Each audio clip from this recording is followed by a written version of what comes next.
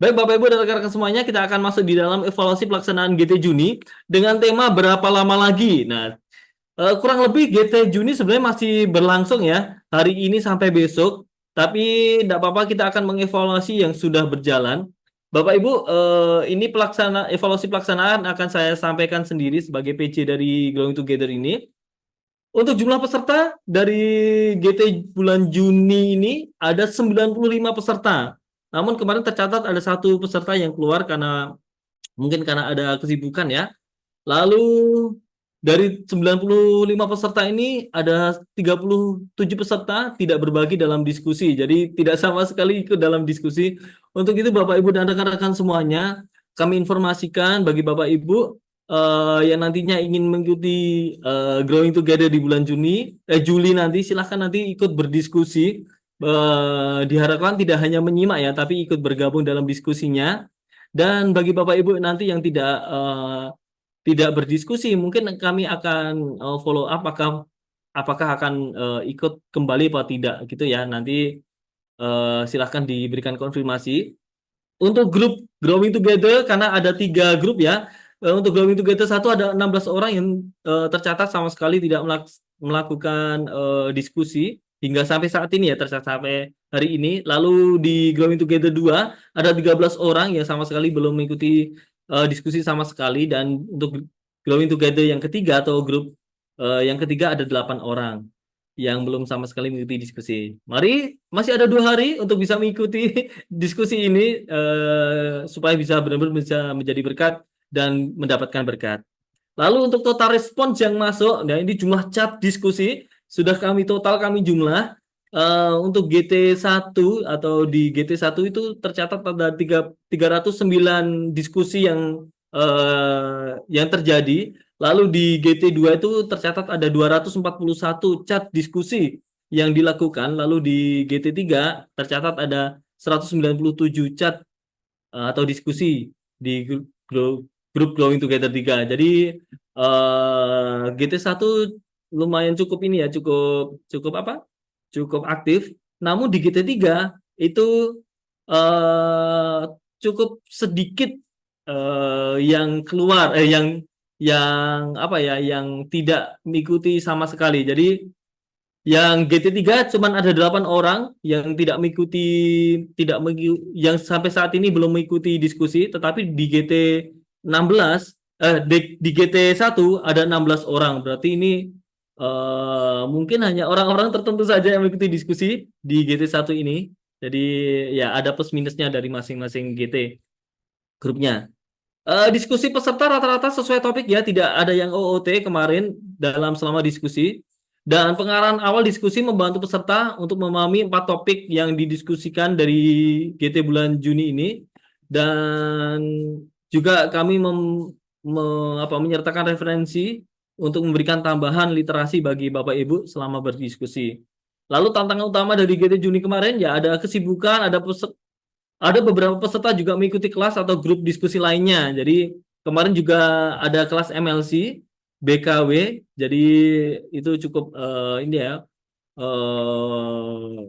menjadi tantangan bagi para peserta untuk mengikuti GT di bulan Juni ini. Nah, Bapak Ibu, demikian sedikit evaluasi pelaksanaan dari GT di bulan Juni. Saat ini saya akan mengadakan review diskusi GT bulan Juni dengan tema berapa lama lagi. Ya, sebagai informasi bahwa ada 4 topik yang kita bahas dalam GT Juni ini ya, dan dibagi dalam 4 minggu. Nah, 4 topiknya yang pertama, topik 1 isu sosial berapa lama lagi, lalu jawaban doa berapa lama lagi, orang benar hidup oleh iman, ini Habakuk pasal 2 ya, berapa lama lagi, dan topik yang keempat itu doa dari hati, ini mengambil dari Habakuk pasal 4, berapa lama lagi. Nah, kita akan mereview satu-satu untuk masing-masing topiknya ini. Bapak Ibu dan rekan-rekan semuanya, dari topik 1 dengan tema isu sosial berapa lama lagi, ini dari kitab Habakuk ya. Nah, isu sosial dari diskusi peserta, isu sosial yang terjadi yang dialami oleh Habakuk. Kemarin kan diminta untuk menyebutkan isu sosial yang dialami atau yang terjadi yang dialami oleh Habakuk. Kemarin beberapa peserta akhirnya menjawab dan ini kami rangkum. yaitu mengeluhkan tentang kekerasan yang terjadi pada zaman saat itu. Ada juga penindasan yang terjadi. Ada juga isu sosial tentang ketidakadilan di masyarakat Yehuda karena hukum tidak ditegakkan dengan benar. Dan banyak juga orang jahat menindas orang benar, sehingga terjadi keruntuhan moral dan sosial yang meluas pada zaman Habakuk ini. Ya, itu sedikit rangkuman yang dialami, yang terjadi, isu sosial yang terjadi di zaman Habakuk. Lalu yang menjadi respon Habakuk saat itu mempertanyakan ketidakhadiran Tuhan dalam menghadapi ketidakadilan. Jadi Habakuk saat itu memang mempertanyakan ya, kok rasa-rasanya Tuhan tidak hadir, rasanya Tuhan kok tidak adil tentang segala situasi yang terjadi ini, dan meminta kepada Allah atau Tuhan untuk menegakkan keadilan dan kebenaran. Ya, ini cukup relevan dengan masalah sosial yang masih kita hadapi saat ini, karena isu sosial yang terjadi saat ini juga banyak. Kalau Bapak Ibu mau ini ya, kalau kita mau merasakan bagaimana kekerasan masih sering terjadi, penindasan, ketidakadilan sosial juga sering terjadi, masih sering kita rasakan juga kejahatan di mana-mana, moral yang mulai runtuh Bapak Ibu saat ini, dan masih banyak lagi. Dan ternyata relate ya dari apa yang dialami oleh Habakuk dengan kita saat ini. Nah, eh Habakuk saat itu sangat-sangat mengeluhkan kekerasan, penindasan, dan ketidakadilan sosial di masyarakat dan mempertanyakan Tuhan dalam menghadapi ketidakadilan, tetapi dia tetap setia dan berharap pada ketidakadilan itu. Jadi dia, meskipun dia mengeluh pada Tuhan, akhirnya peserta juga mendapatkan bahwa meskipun demikian Habakuk tetap setia untuk berharap kepada Tuhan terhadap apa hal yang terjadi tersebut. Ya, pelajaran dari Habakuk ini sendiri adalah pentingnya jujur dalam doa. Habakuk dia berdoa apa adanya ya, tapi dia tetap sabar dalam menunggu jawaban Tuhan, meskipun kadang ada rasa, ih gimana sih ini Tuhan, ada keluhan-keluhan yang disampaikan pada Tuhan, tetapi dia tetap sabar menunggu jawaban Tuhan. Habakuk juga mengalami keprihatinan terhadap ketidakadilan ini. eh, ini terhadap ketidakadilan ya, mohon maaf ini salah ketik. Jadi merasa prihatin, ada empati, ada simpati terhadap keadaan tersebut. Serta Habakuk juga memiliki pengharapan bahwa Tuhan pasti akan membawa pemulihan dan keadilan pada waktunya. Jadi ya, ini pelajaran yang kita dapatkan, yang nantinya juga bisa relate kita kerjakan di era saat ini ketika kita menghadapi sebuah harapan, sebuah situasi yang tidak baik. Iman pastinya kita harus miliki kepada Tuhan, lalu kejujuran kita berdoa kepada Tuhan tentang apa hal-hal yang terjadi. Kita juga harus peka dengan keadaan lingkungan sekitar kita. Terus yang penting itu pengharapan kita di dalam Tuhan tidak pernah putus dan selalu berharap padanya. Lalu sekarang relate-nya ini kan kemarin diminta untuk isu-isu sosial yang terjadi di saat ini apa saja sih? Ternyata banyak sekali dari peserta kemarin memberikan contoh isu sosial yang terjadi di era saat ini, dan ini sudah saya rangkum, yaitu isu sosial seperti korupsi masih ada, ketidakadilan pun juga masih dirasakan hingga saat ini. Ini saya ulang lagi. Lalu kekerasan kita sudah sering mendengar berita-berita kekerasan yang terjadi, orang tua kepada anak, anak kepada orang tua dan sebagainya. Lemahnya penegakan hukum seperti yang disebutkan dalam Habakuk pasal 1 sampai 4 juga masih relevan dengan kehidupan saat ini. Ya, berita tentang lemahnya penegakan hukum masih kita sering dengar ya Bapak Ibu rekan-rekan semuanya. Eh, ini terjadi dalam kehidupan sehari-hari maupun kita sering lihat di berita-berita di media sosial ya. Jadi ini yang jadi keprihatinan kita saat ini, dan kita diminta untuk meresponi bagaimana sih, apa sih yang harus kita lakukan dengan keadaan yang demikian. Lalu respon dan pelajaran dari Habakuk dalam menghadapi itu apa sih yang bisa kita lakukan?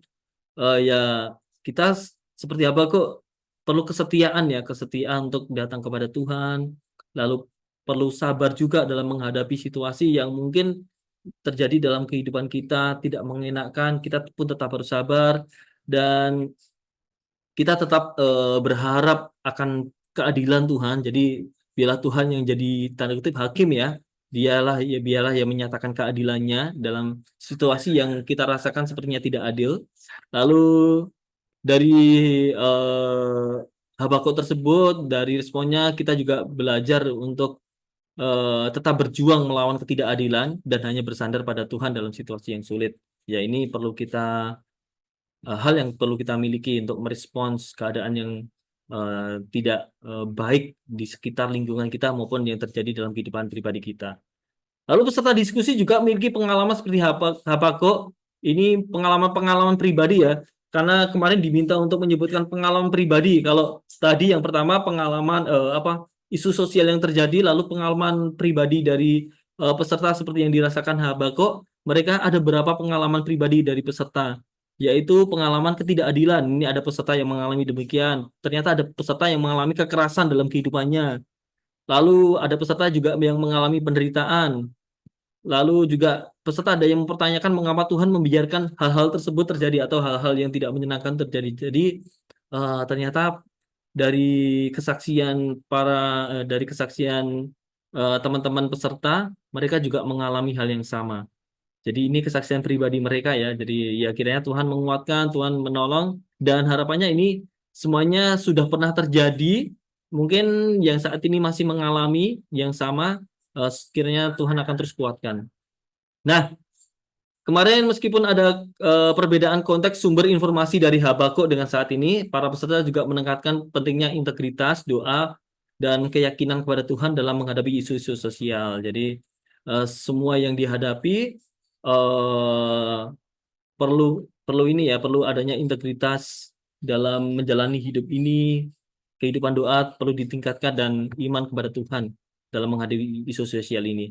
Nah, demikian itu dari topik yang satu ya, kurang lebih seperti itu reviewnya yang dari hasil diskusi ini berdasarkan hasil diskusi. Oh, ini masih ada satu slide.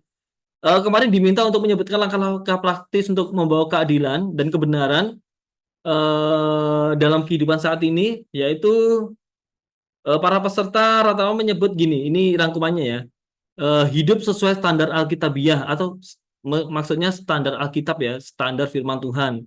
Lalu langkah praktis selanjutnya itu bisa menjadi teladan dalam kehidupan di masyarakat, menjadi teladan bagi orang lain.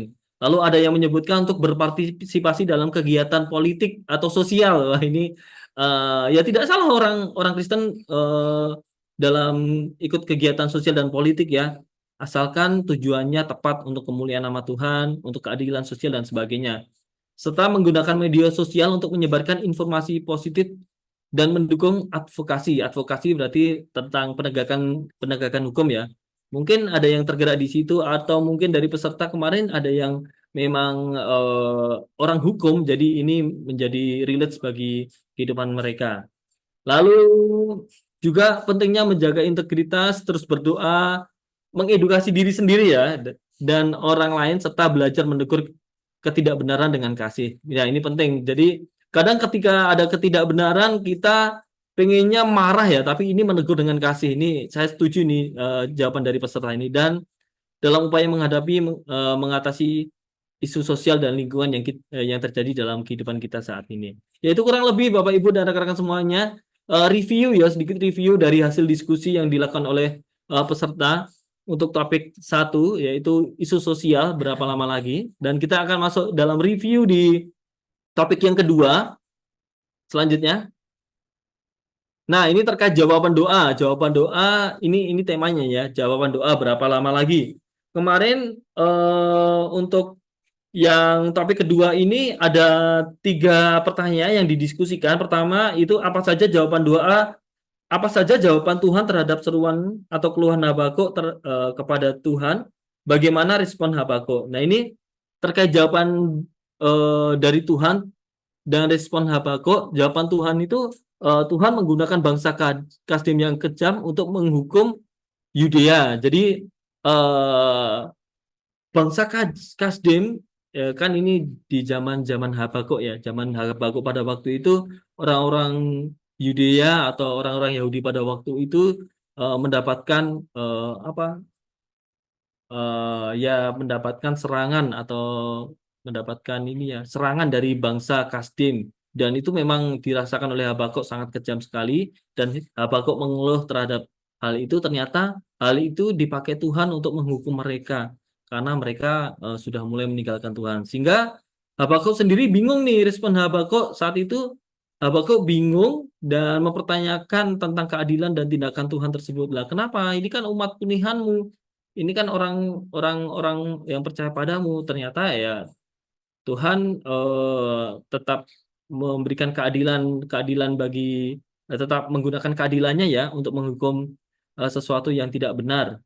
Karena bangsa Yahudi pada waktu memang sudah mulai meninggalkan Tuhan.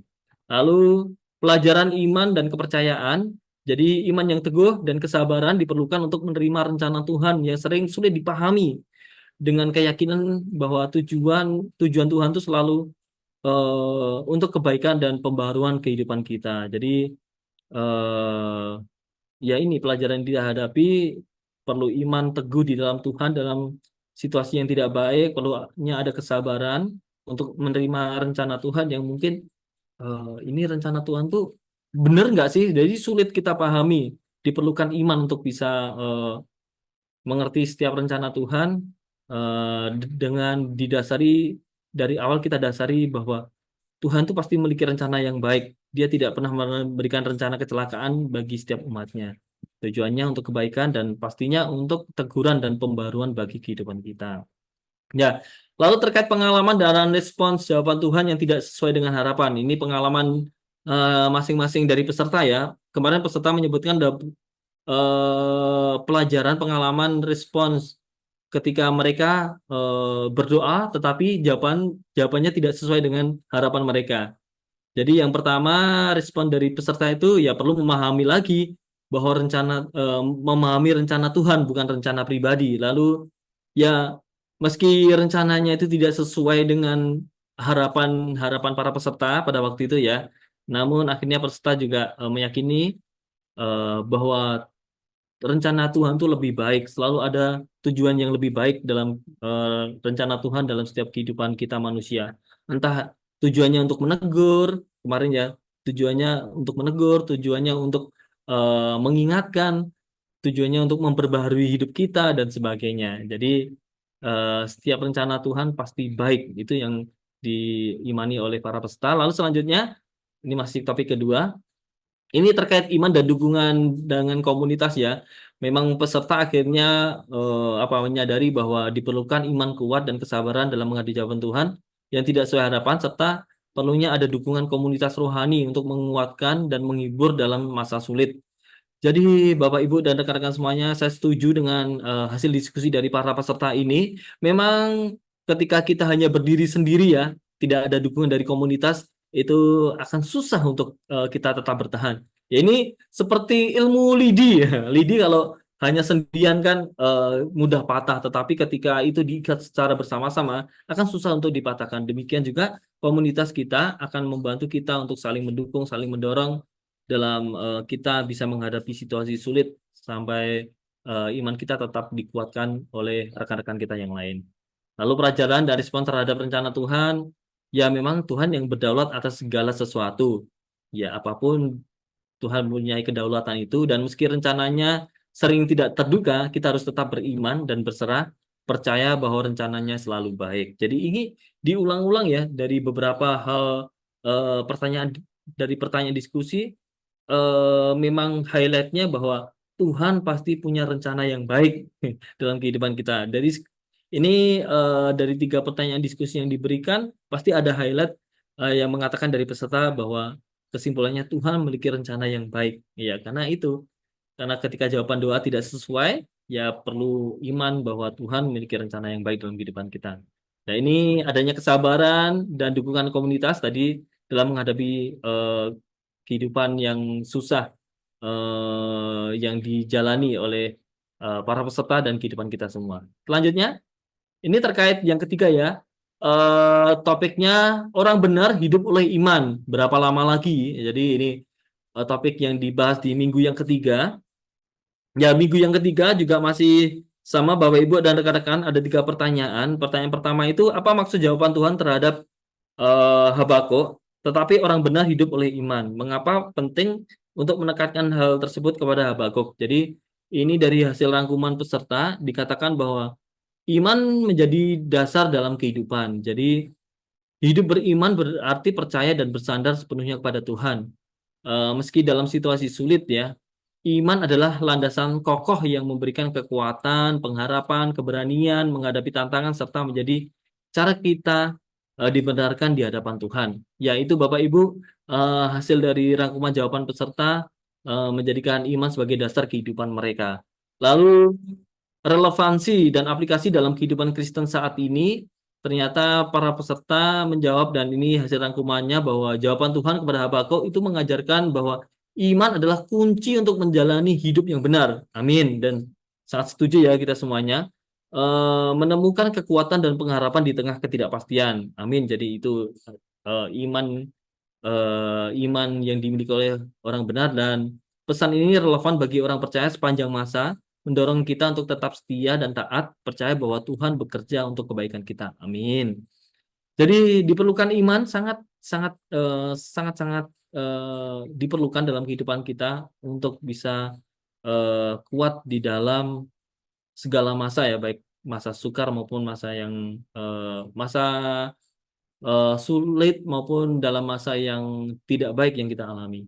Lalu kemarin juga terkait tantangan dan solusi di era digital ini, karena eh, di era digital sudah semakin berkembang, sudah banyak informasi, sudah banyak hal-hal yang membuat orang itu mudah terjerumus dan semakin banyak tantangan. Jadi menjadi orang benar yang hidupnya oleh iman di era digital menghadapi hal seperti diperlukan untuk menjaga integritas, pengendalian diri, memilah informasi yang benar ya, karena sudah banyak informasi yang tersedia dan itu entah benar atau salah, sehingga perlu memilah informasi yang benar. Ini lebih kritis ya, dan menghadapi pengaruh negatif di media sosial. Ini harusnya dalam menghadapi pengaruh negatif di media sosial. Solusinya ya termasuk mempertahankan kejujuran. Ini hasil dari peserta, mempertahankan kejujuran, menjadi pelaku firman, mengandalkan kuasa Roh Kudus, mengampuni, mungkin karena ada banyak kepahitan yang dialami. Ini lalu mencari dukungan komunitas. Kembali lagi ini dimention di topik yang ketiga. Nah, ini terkait topik yang tiga, hidup benar oleh iman, berapa lama lagi? Ya, kemarin cukup lumayan didiskusikan ini di topik yang ketiga. Oh, ini masih ada lagi di slide topik yang ketiga ya, terkait janji iman dan janji Tuhan. Ternyata iman adalah dasar kehidupan orang benar. Ini memberikan kekuatan pengharapan dalam situasi sulit. Ini kemarin ada peserta yang mengutip dari 1 Korintus 10 ayat 13, dan memang Tuhan berjanji untuk tidak membiarkan kita dicobai melampaui kekuatan kita, benar sekali. Dan akhirnya pengalaman pribadi menunjukkan bahwa Tuhan mencukupi kebutuhan kita, mengingatkan kita akan tetap bersyukur dan mengandalkan Tuhan dalam segala keadaan. Ya, ini memang hidup iman, hidup beriman yang dimiliki oleh orang benar harusnya demikian. Lalu iman yang aktif dan penerapannya, ini berarti iman tuh harus disertai dengan perbuatan nyata, termasuk mengandalkan Tuhan dalam segala situasi, termasuk berdoa dengan tekun dan menjaga hubungan dengan Tuhan. Menghidupi iman berarti melakukan tindakan sesuai firman Tuhan. Amin. Dan berbagi kasih, mempercayai rencana serta penyertaan Tuhan dalam setiap aspek kehidupan. Nah, ini rangkuman yang bisa kami berikan juga ya terkait iman yang aktif. Jadi kalau iman tanpa perbuatan, memang iman itu adalah mati, memang harus kita kerjakan dalam kehidupan kita. Dan bukti iman ya kita tekun dalam doa, menjaga hubungan dengan Tuhan, eh, tidak mudah mengeluh, tidak mudah menyerah, tetap berharap pada Tuhan, itu adalah bukti iman yang nyata atau bukti iman yang hidup. Lalu terkait hal menguatkan dan meneguhkan hati dalam menghadapi berbagai tantangan, penting untuk tetap waspada, menjaga integritas dan berpegang pada harapan yang dijanjikan Tuhan.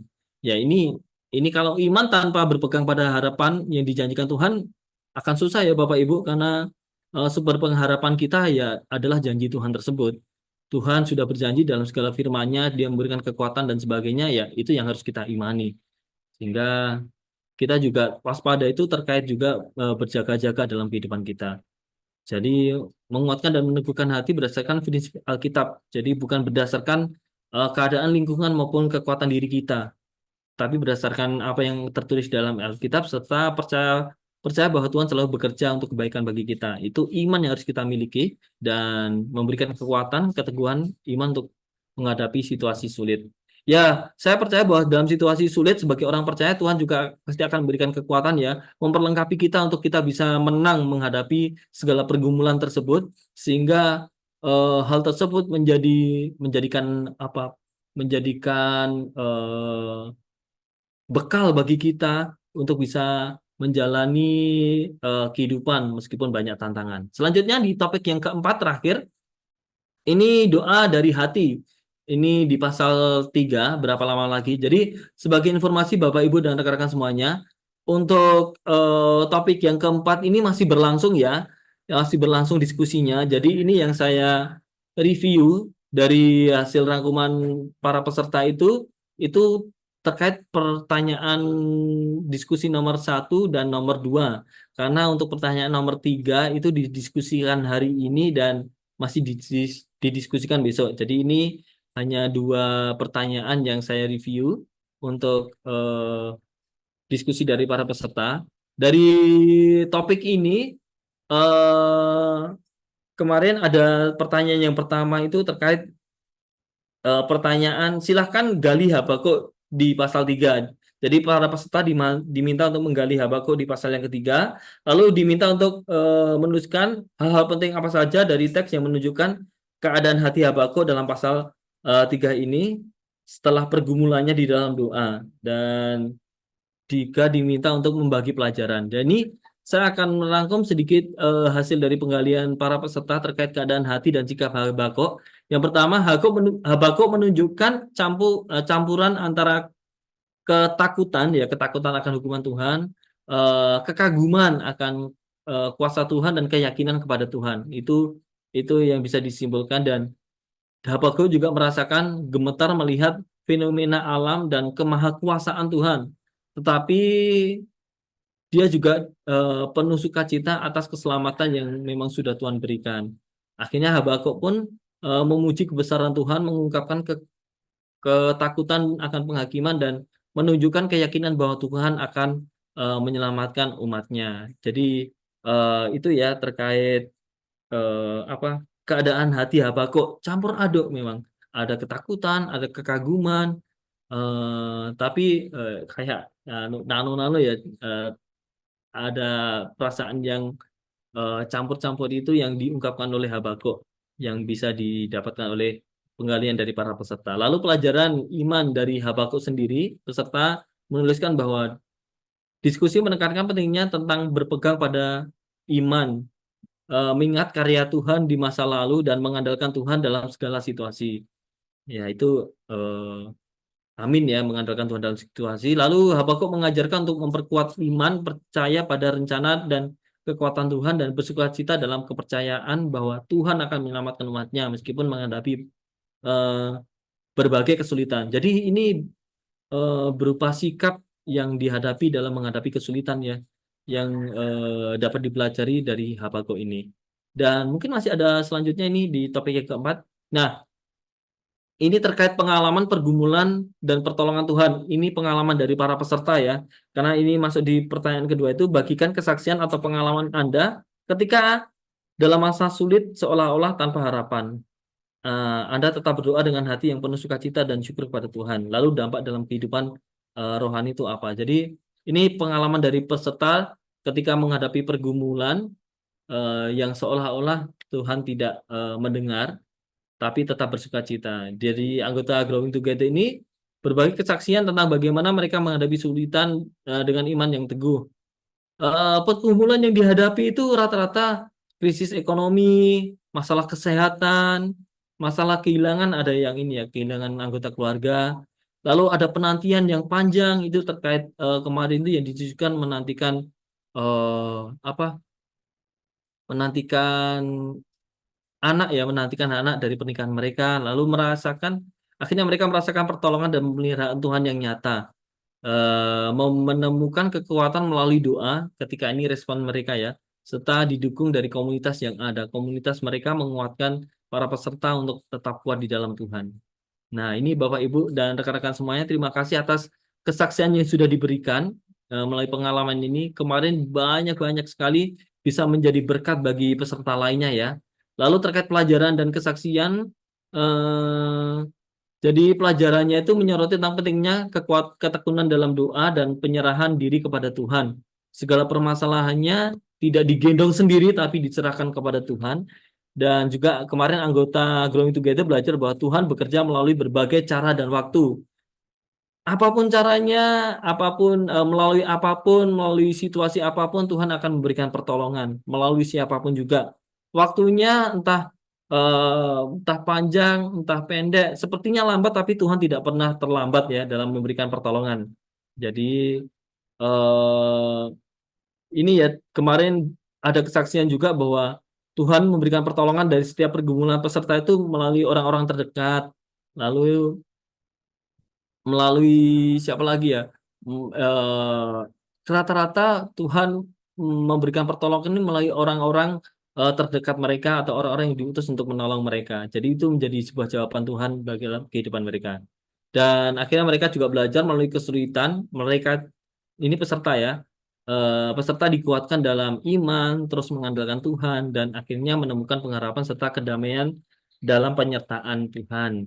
Jadi itu Bapak Ibu kurang lebih seperti itu ya yang bisa disampaikan dari topik yang keempat ini, dan kiranya ini bisa menjadi berkat bagi eh, para peserta yang lainnya. Bapak Ibu masih ada Growing Together ini masih berlangsung. Silahkan nanti tetap berdiskusi yang di bulan Juni ini masih ada 2 hari, hari ini dan besok. Silahkan didiskusikan sehingga bisa menjadi berkat dan kita juga mendapatkan berkat. Nah, Bapak Ibu dan rekan-rekan semuanya, dalam diskusi kemarin kita juga meminta kita membuat quote diskusi. Jadi dari hasil diskusi kita ambil beberapa kata yang bagus yang sepertinya cocok untuk quote, dan ini ada beberapa quote yang bisa kita ambil dari diskusi peserta. Kemarin kami mengambil dari diskusinya Pak Adang, dan terkait rencana Tuhan tidak selalu sama dengan keinginan kita, juga tidaklah selalu sama dengan waktu yang kita inginkan. Nah, lalu dari Ibu Silvana Kumendong, jawaban Tuhan tidak, bukan berarti gagal, tapi Tuhan lebih tahu apa yang terbaik buat kita. Amin. Lalu ini dari Pak Neto Kristanuel, Tuhan selalu menunggu kita, anak-anaknya, sampai kita mau bertobat dan menempuh jalan yang benar sesuai firman-Nya. Nah, ini ada berapa yang kita ambil, dan ini kita masukkan di media sosialnya Sabda juga terkait quote dari Bapak Ibu semuanya. Selain quote, kita juga meminta terkait sharing pendapat ya dari peserta. Dari peserta kemarin kami minta kurang lebih 1 menit untuk bisa menyampaikan sharing pendapat terkait tema diskusi, dan ini ada 4 orang yang memberikan sharing pendapat dari Bapak Arif Kaca Bunga, dari Ibu Cicke Veronica Lisa, dari Kak Jimris, mohon maaf ini Kak Jimris ya maksudnya. Ini ini saya salah cover ya, jadi bukan ini harusnya. Ini Kak Jimris, fotonya Kak Jimris. Lalu yang ketiga Ibu Elizabeth Rising yang juga memberikan memberikan sharing pendapat dari jalannya diskusi kemarin. Oke, Bapak Ibu, demikian mungkin ini ya review terkait jalannya diskusi GT dari peserta, dan kiranya bisa menjadi berkat, dan diskusi Bapak Ibu semuanya bisa menolong peserta yang lainnya untuk semakin dikuatkan imannya. Dan terima kasih sudah berdiskusi. Saat ini kita akan masuk di dalam ini ya Bapak Ibu, agenda selanjutnya yaitu terkait visi misi Growing Together. Nanti setelah ini akan dilanjutkan pengarahan GT di bulan Juli. Ini dua-duanya akan disampaikan oleh rekan saya yaitu Roma. Jadi Bapak Ibu, kita sudah belajar bersama ya sepanjang 1 bulan terkait topik atau tema berapa lama lagi dari Kitab Habakuk pasal 1 sampai 3. Dan sekali lagi selamat bagi teman-teman yang sudah berdiskusi, dan kita akan melihat kembali bagaimana visi dan misi dari Growing Together, yang dimana komunitas ini udah berjalan hampir 2 tahun ntar lagi ya. dan sampai saat ini juga menjadi satu gerakan yang dimana orang-orang percaya yang mengikutinya juga bisa bertumbuh bersama melalui tema-tema yang didiskusikan yang pastinya sehubungan erat banget dengan kehidupan kita. Ya, berangkat dari latar belakang Bapak Ibu Saudara, bagaimana seharusnya kita sebagai orang Kristen itu hidup dalam zaman yang berubah pesat saat ini, apalagi kalau kita lihat eranya sekarang sampai AI ini udah sangat pesat sekali, bahkan kadang-kadang kita pun hampir-hampir saja nggak bisa mengikutinya saking pesatnya. Tapi dengan berkembangnya teknologi yang terus maju, apakah kita sebagai orang Kristen ya manut-manut aja atau ikut arus saja atau kita harus berubah atau seperti apa? Nah, inilah latar belakang kenapa ada grup diskusi Growing Together gitu ya, sehingga terjadilah visi yaitu membangun komunitas belajar yang sehati dan sepikir, hidup bertumbuh dalam Kristus. Ini adalah visi dari Growing Together. Jadi harapannya sampai ke tahap kita bertumbuh bersama-sama di dalam Kristus dengan cara apa? Belajar berbagi, bertumbuh bersama di dalam kasih Kristus, dan juga mendiskusikan topik-topik yang relevan dengan kehidupan kita. Yang pastinya juga kristosentris, sehingga setiap kita sebagai anggota komunitas di grup diskusi Growing Together ini punya kehidupan kekristenan yang sukacita, yang vitalitas, dan pasti itu alkitabiah ya, yang pasti alkitabiah sehingga sesuai dengan kebenaran firman Tuhan dan tidak melenceng gitu. Nah, karena back to the Bible Bapak Ibu Saudara, jadi kita punya dasar firman untuk grup diskusi Growing Together ini. Kita ambil dari Amsal 27 ayat 17, yaitu besi menajamkan besi dan orang menajamkan sesamanya. Diharapkan dengan adanya satu pondasi dari firman Tuhan ini juga bisa terwujud ya ketika kita bisa belajar dan berdiskusi sehingga terjadi komunitas yang hidup dengan saling menajamkan, saling berbagi, saling menguatkan, bahkan selalu tiap weekend kita saling mendoakan gitu ya melalui topik-topik yang ada setiap minggunya yang sedang kita diskusikan. Bapak Ibu Saudara, sepanjang bulan Juli nanti kita akan mengangkat satu tema yaitu pemuritan abad ke-22. Pemuritan abad ke-22. Kenapa kita ambil topik ini? Ada banyak sebenarnya aspek kenapa kita mengambil topik pemuritan abad yang kedua-dua. Yang pertama, kita harus paham ya, kalau di Matius 28 ayat 19 sampai 20, Tuhan kasih satu tugas kepada seluruh orang percaya. Saat itu sih kepada murid-murid ya, ketika Yesus sebelum naik ke surga dikatakan, pergilah, jadikanlah. Di versi lain Alkitab, versi AYT salah satunya itu katakan muridkanlah gitu ya. Jadi tugas seluruh orang percaya itu sebenarnya satu itu pergi dan yang kedua itu memuridkan gitu Bapak Ibu Saudara. Jadi kita punya satu tugas yang perlu kita emban saat ini yaitu memuridkan orang, memuridkan mungkin anak kita atau memuridkan komunitas atau memuridkan siapapun yang Tuhan percaya untuk bisa kita ajar gitu. Dan kalau kita lihat memang saat ini Bapak Ibu, saat ini masih abad 21 ya. Jangan kita bilang saat ini udah abad 22, enggak, masih 70 tahun ke depan. Makanya kemarin ada juga peserta yang tanya, ini beneran abad 22 kok sudah didiskusikan, padahal sekarang kan masih 20, abad 21. Iya benar, saat ini memang masih abad yang ke-21. Tetapi mengapa kita akan fokus melihat abad yang ke-22? Memang Bapak Ibu Saudara, ini memang abad 21. Tapi kalau judulnya kita lihat di sana, pemuritan abad ke-22 itu tanda tanya. Itu tanda tanya itu punya arti kenapa sih harus abad 22 dan apa sih yang sebenarnya akan terjadi di abad 22 ini, dan ada satu seruan untuk kita antisipasi bareng gitu ya. Nanti seperti apa nanti abad 22 ini gitu ya. Apa ya yang akan terjadi nanti di masa depan, kita nggak sedang berbuat seperti nabi gitu, tapi kita melihat dari apa yang terjadi saat ini pasti akan berhubungan dan pasti nanti akan berkaitan dengan apa yang akan terjadi sehubungan dengan saat ini. Nah, jadi Bapak Ibu kita perlu memikirkan masa depan mulai dari sekarang gitu. Jangan egois berpikir, saya kan nggak hidup 70 tahun lagi, ntar lagi juga saya akan mati. Atau mungkin kita masih punya waktu, kita nggak tahu kapan Tuhan memanggil kita untuk bertemu kembali dengan Tuhan di surga nanti. Tapi Bapak Ibu Saudara, meskipun mungkin kita nggak akan masuk ke sana, ataupun mungkin masuk ke abad 22, kita perlu memikirkan masa depan ini, di mana kita saat ini. Memang abad 21 itu masih hampir seperempat abad ya, karena sekarang 2024 kan, masuk tahun 2000-an kan itu masuk abad 21. Jadi hampir masih seperempat abad sebenarnya Bapak Ibu. Masih 75 tahun lagi ke depan baru masuk abad ke-22. Tapi kita sama-sama nanti kembali memikirkan bagaimana dengan 25, bagaimana dengan 50, bagaimana dengan 100 tahun ke depan nanti. Dan bagaimana khususnya dengan tema ini kita bisa membangun pemuritan abad ke-22 ini. Seperti apa itu? Nah, itu yang akan kita bahas di dalam 4 minggu diskusi kita, yaitu minggu pertama dari tanggal 1 sampai 6 Juli. Nanti kita akan mendiskusikan tentang pemuritan abad ke-21. Jadi kita kembali lagi kepada pemuritan dulu ya, berangkat dari sana.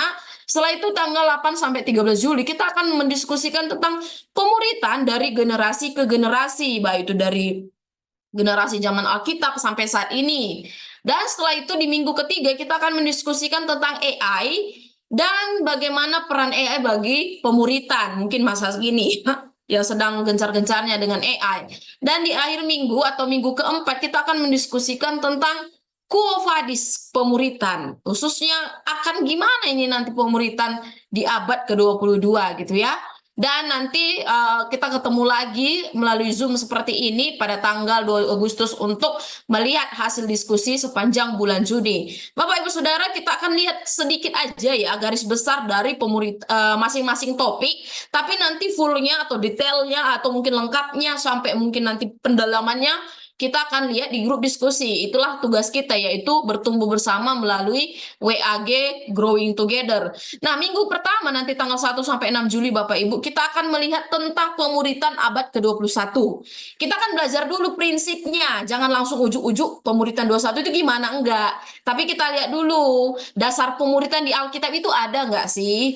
Prinsip-prinsip di dalam firman Tuhan itu ngomongin discipleship, ngomongin pemuritan enggak sih? Jadi kita harus berangkat dari apa kata Alkitab sampai abad ke-21 ini seperti apa gitu. Apakah seni pemuritan di abad 21 itu sudah menghilang, sudah nggak jalan lagi atau seperti apa? Nah, nanti kita akan kulik bersama sampai kita akan belajar tentang, nah ini seperempat abad udah hampir selesai, tapi apakah masih melakukan cara, metode, atau cara yang sama dalam melakukan pemuritan? Memang Bapak Ibu Saudara, kalau kita belajar sekali lagi ya, konsep pemuritan dari abad 21 ini kan kami sebut sebagai konsep 3H ya, di mana 3H ini meliputi head, heart, dan juga hand ya, di mana firman Tuhan itu akan kita kemas melalui kepala kita gitu ya, untuk kita mendapatkan prinsipnya yang diinput melalui otak kita gitu ya. Makanya kita nggak boleh mengeraskan otak kita untuk nggak menerima firman Tuhan. Setelah itu firman Tuhan itu akan mengakar di dalam hati kita, heart itu tadi ya, dan tangan kita yang siap untuk melakukan setelah apa yang kita kumpulkan di otak, di hati. Setelah itu tangan kita siap untuk melakukan. Itu 3H, tapi sampai di era digital, bahkan di yang kita sebut sebagai abad 21, sekarang kan sudah 4H, di mana HP kita pun harus kita muridkan ketika kita melakukan pemuritan nantinya gitu ya, karena kita menghadapi generasi digital, generasi yang sudah sangat erat kaitannya dengan HP gitu ya, makanya sampai hack sampai HP itu sangat berkaitan. Nah, sekarang itu gimana? Apakah masih sampai tahap HP atau ada perubahan lagi atau ada perkembangan lagi yang signifikan? Dan gimana sebenarnya tantangan abad ke-21? Ini nanti yang akan kita diskusikan 1 minggu pertama. Ya, mulai hari Senin ini tanggal 1 Juli kita akan diskusikan selama 1 minggu bagaimana kaitan dari pemuritan dari Alkitab sampai abad 21 ini sehubungan dengan prinsip 4H ya. Yang kedua, kita akan belajar tentang pemuritan dari generasi ke generasi. Kalau kita melihat memang generasi kan dibagi dalam tahapan ya, mulai dari baby boomers, generasi X, generasi Y, Z, dan Alpha. Kalau baby boomer sekarang itu kisaran 61 tahun Bapak Ibu, mungkin ada di sini yang udah 61 tahun. Nah, itu tahun lahirnya sekitar tahun 46 sampai tahun 60-an gitu ya. Itu generasi baby boomers. Generasi X itu kan generasi yang lahir 61 sampai 80. Mungkin kalau di sini tingkatannya mama saya ini udah umur 40 sampai 50 tahun gitu ya. Nah, generasi Y ini sering disebut sebagai generasi milenial, atau saya sendiri disebut sebagai generasi milenial karena sudah lahir ketika teknologi hadir gitu ya, dari tahun 94 sampai dari tahun 81 sampai 96. Dan di atas generasi milenial itu ada namanya generasi Z. Generasi Z ini juga peralihan dari milenial ke teknologi yang lebih erat lagi, yang lebih baru lagi, yang lebih dinamis lagi, yang lebih berkembang lagi gitu ya. Adik-adik kita nih, adik-adik saya nih generasi Z. Dan yang terbaru 2010 sampai sekarang ini disebut sebagai generasi Alpha. Yang ketika lahir ini lebih di tingkatan milenial dan juga Z lagi ya. Mereka disebut sebagai digital native, tapi sekarang pun generasi Alpha ini disebut sebagai generasi AI. Karena 4-5 tahun ini AI terus berkembang dan AI pun mengubah cara berpikir, cara belajar, cara cara berinteraksi, cara mengajar dan lain sebagainya Bapak Ibu. Tapi untuk nyampe nanti kita lihat dari generasi tingkatan generasi ini, ada yang lebih dahulu lagi dari zaman Alkitab ya. Kita sudah lihat pemuritan di era Alkitab itu seperti apa ya, dari zaman PL di mana anak-anak mereka dimuridkan oleh orang tua mereka, khususnya orang-orang tua Yahudi. Habis itu mereka masuk sekolah di Bait Allah gitu ya. Mereka wajib, khususnya laki-laki itu wajib semua sekolah di Bait Allah. Sampai eranya Yesus pun itu masih terus berlangsung, di mana Yesus sendiri pun memuridkan banyak gitu ya. Yesus sendiri punya 12 murid yang spesifik, detail sekali dimuridkan gitu ya, sampai zamannya Paulus. Dan dari Paulus sekarang ke generasi kita. Nah, bagaimana prosesnya? Itu yang nanti akan kita coba cek bersama gitu ya. Apakah proses, cara, dan perkembangan zaman yang selalu berkembang ini mengubah semuanya atau tidak gitu. Nah Bapak Ibu Saudara, jadi kita akan melihat bahwa setiap generasi itu adalah unik dari cara skill mereka, cara berpikir mereka, cara budaya, relasi, bahkan identitas mereka pun sangat-sangat unik. Gen Z aja kita udah kayak, gimana sih Gen Z sekarang ya, udah sangat erat dengan gadget gitu ya. Sekarang udah alpha, bahkan AI Bapak Ibu Saudara, bahkan akan tingkatannya akan lebih sulit lagi. Nah, untuk itu kita perlu melihat bagaimana pemuritan dari generasi ke generasi. Tuhan tetap bekerja, Tuhan tetap ada di sana untuk menolong umatnya yang percaya kepadanya dalam hal pemuritan. Bagaimana 25 tahun yang lalu, bagaimana 50 tahun yang lalu, 100 tahun yang lalu. Itu yang akan kita pelajari bersama. Dan minggu ketiga kita akan fokus tentang AI dan pemuritan. Mungkin masuk ke AI dan pemuritan dulu ya. Oke, yang minggu ketiga kita akan fokus kepada AI dan pemuritan. Bapak Ibu, nanti di minggu ketiga kita akan join semua. Bapak Ibu, nanti kami undang bersama untuk mengikuti Talks AI dan pemuritan pada tanggal 15 Juli ya. Di sana nanti kita akan belajar bersama tentang bagaimana di perkembangan AI ini, langkah-langkah atau prinsip atau mungkin core dari pemuritan juga perlu dipikirkan kembali. Nah, ini kan dijelaskan oleh tim dari Sabda dalam EA Talks melalui Zoom. Jadi nanti Bapak Ibu hadir dan mulai dari diskusi panelis kami di Sabda, nanti Bapak Ibu akan diskusikan bersama sehubungan dengan apa yang sudah diinfokan gitu ya. Dan sampai kalau kita belajar nanti sampai generasi AI, ya generasi AI ini bisa disebut sebagai generasi yang baru. Kenapa ya? Generasi yang baru karena 4 fakta dari Sabda ya, AI sudah di sini, AI di sini akan terus menetap, AI juga akan mengubah segalanya, dan mau gak mau we deal it gitu ya. Kita harus siap dengan itu semua, dan kita juga harus masukkan AI dalam pemuritan gitu ya. Pemuritan memang mentoring satu sisi, tapi Bapak Ibu Saudara di sisi lain juga di zaman AI ini nantinya tidak cukup hanya 4H. Tadi 4H di klasik digital kita belajar tentang head, heart, hand, sampai HP. Sampai yang kesini nanti di AI dan pemuritan itu 5H, hubungan gitu ya. Apakah mentoring ini kan ada satu relasi yang terjadi antara kita dan Allah dan kita dengan mentor kita. Nah sekarang nanti apakah juga dengan AI misalnya? Nah itu yang nanti menariknya akan kita diskusikan bersama. Dan mungkin masa depan juga akan berubah dari alat, proses, cara belajar mengajar dan lain sebagainya. Gimana nih pemuritan di era AI ini akan seperti apa? Akan bagus sekali kalau kita siap menghadapinya dan kalau kita mampu belajar ke sana. Jadi yang kita muridkan adalah generasi AI nantinya Bapak Ibu Saudara. Apakah kita siap untuk itu? Nah, untuk itulah kita diskusikan bersama. Dan nanti hasilnya kita ketemu lagi tanggal 19.